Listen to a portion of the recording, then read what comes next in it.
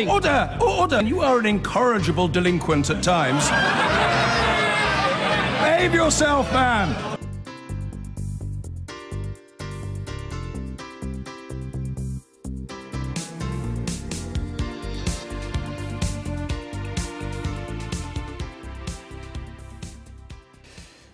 An independent review into the security services has concluded that it's conceivable that the Manchester terror attack could have been prevented. The report details how agents received intelligence about the bomber, Salman Abedi, before he killed 22 people at the Manchester Arena. Despite this, the assessment concludes there is no case for despair, saying most terror plots are foiled. Here's our security correspondent, Gordon Carrera. 4 terror attacks in 3 months, with some of those responsible known to the authorities, raising questions as to whether they could have been prevented. Today, a review said that the bombing at Manchester Arena, which killed 22 in May, was the only one that might have been stopped. The bomber, Salman Abedi, had been known to the authorities in the past, but was not under active investigation. However, data analysis of 20,000 former suspects flagged him as one of a few dozen people for further investigation. But 9 days before a meeting about this, he carried out his attack. And in the months leading up to that, new intelligence came in, which, if assessed differently, might have made him a priority. In hindsight, it's quite obvious that having received that intelligence, MI5 should have opened an investigation, and who knows what that investigation would have found. Fact is, they didn't interpret the intelligence that way. The opportunity was missed. 15-year-old Olivia Campbell-Hardy was killed in Manchester. Her grandfather today said he wasn't blaming the security services. They're going to do the best they can with the information they've got and they gather. Assess themselves, assess the situation, make decisions and act on it. And I will not fault anybody for doing the job. On the other attacks, in the case of London Bridge, ringleader Khurram Butt was under active investigation, but there were no signs of what he was planning. In Westminster Bridge, Khalid Masood was a former subject of interest, but there were no warning signs. And in Finsbury Park, there was no intelligence on the man charged. This year's attacks were a shock to the security service MI5. And today's report makes clear there do need to be some changes. There are 126 recommendations in all. Perhaps the most important, that information from here needs to be shared more freely with local police and other partners.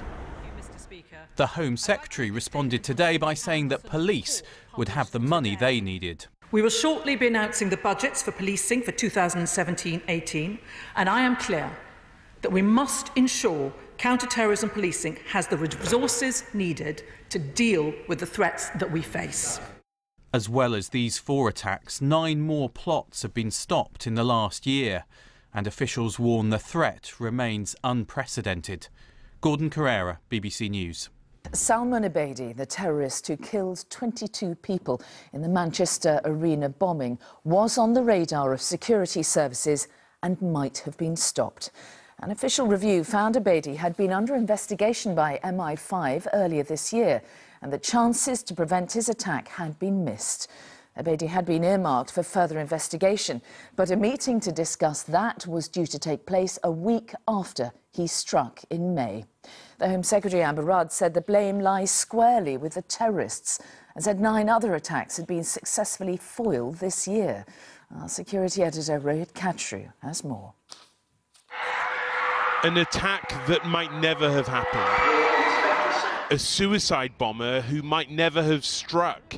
What if intelligence had not been misinterpreted? The author of today's report said MI5 made decisions that were understandable but wrong. There were errors, there's no question about that. You can say with the benefit of hindsight that if they had understood intelligence that came their way earlier this year, if they'd understood that intelligence correctly, they would have opened an investigation in the early part of this year, and maybe that would have stopped the attack. No one can know. Salman Abedi had already been put under investigation twice. Once over his contact with another subject of interest in 2014, that investigation considered him low risk. And a second time in October 2015 over indirect contact with an ISIS figure in Libya. The report also reveals MI5 missed the opportunity to put a notice on Abedi that would have triggered an alert when he tried to re-enter the UK from Libya just 4 days before the bombing. 22 people were killed in the attack in May. One of them was Alison Howe, murdered at the concert while waiting for her daughters. Tonight her husband spoke of his frustration and his dejection. It all adds to the pain that we're all suffering through it. Well, Alison would still be here if it could have been avoided, for one. That's the bottom line. My daughters would still have a mum. That's it, really.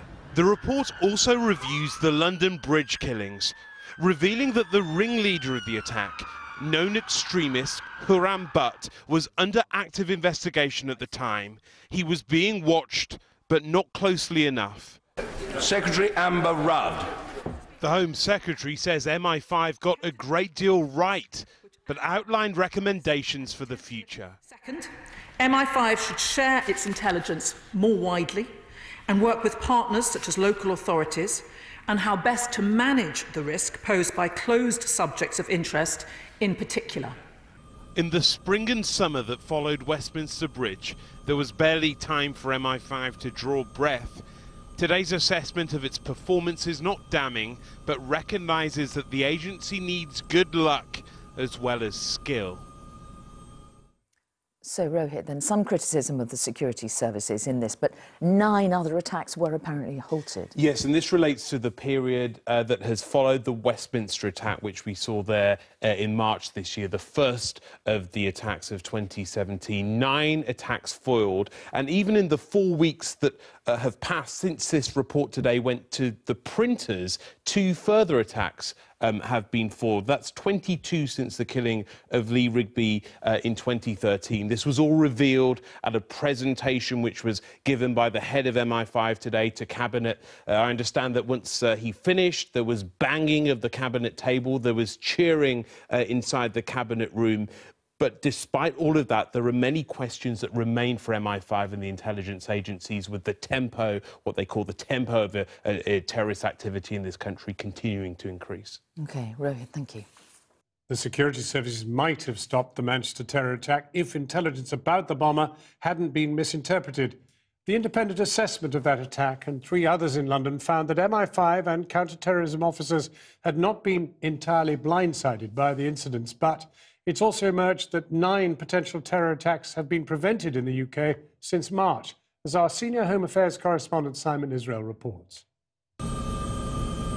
Not since 7/7, 12 years ago, has the country witnessed such terror.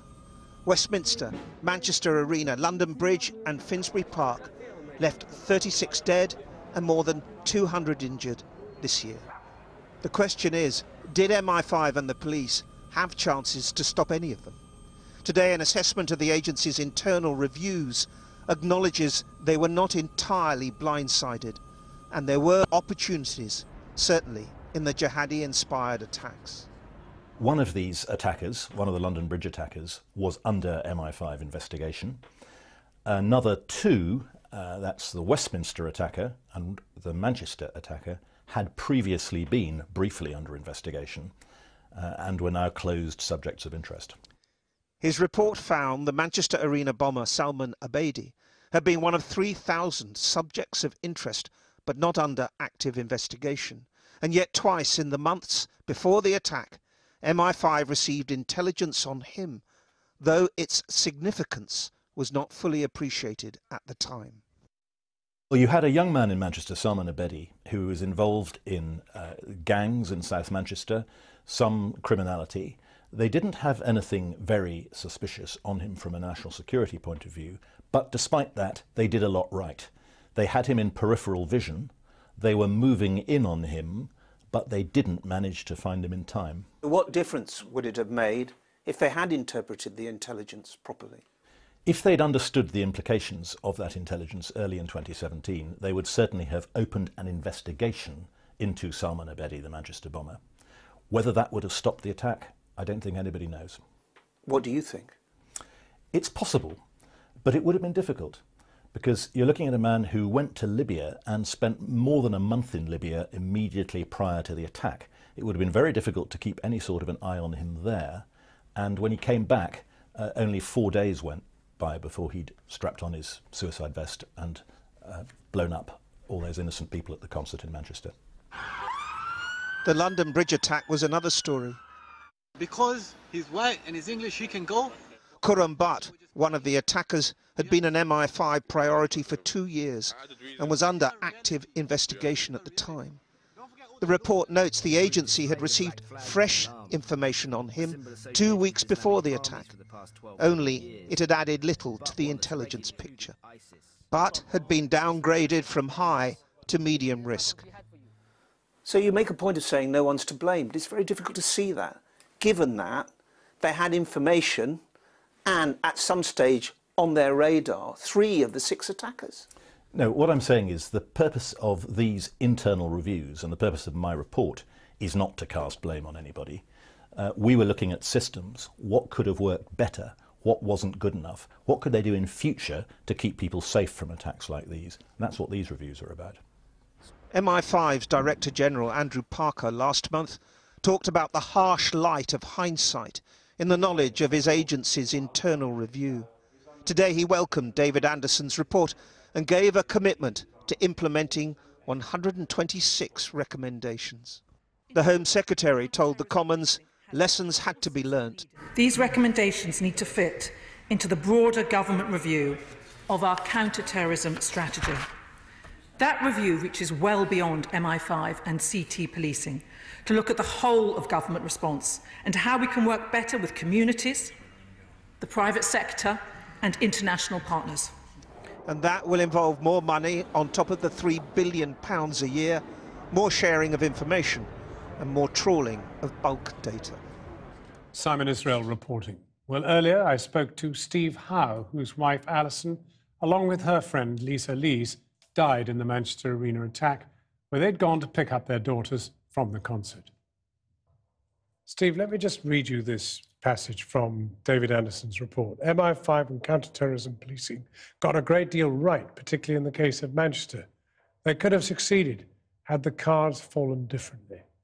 What do you make of that? It's disappointing to hear, I would say, John, to be honest. You know, it's sort of a cover-up from the fact that everything could have been done a lot better, if you ask me. Amber Rudd, the Home Secretary, has said that the blame rests squarely with the terrorists. But do you feel that the police could have done more to try and prevent it? I mean, they clearly knew about this guy. Yes, definitely, yeah. Yeah, I'm sure they could have done, yeah. If they followed certain things up. If he's on the radar, surely. Surely. And I think Amber Rudd's admitting it today, to be honest. So to that I've read extent... the report twice on the way down on the train, and I think it's glossing over the fact that, you know, things could have been done. But then, do you actually think that ministers like Amber Rudd and the government need to do more to tackle this sort of Yeah, a I think they need to shake people up a little bit, instead of just debating it and having reviews every 2 minutes about it. But when you say shake things up, that I think they need a good taskmaster in charge of each department, like you would in any other trade. Mm-hmm. You know, if you're not doing your job right, somebody needs to be told about it, don't they? Would you have a message for Theresa May if she's listening tonight?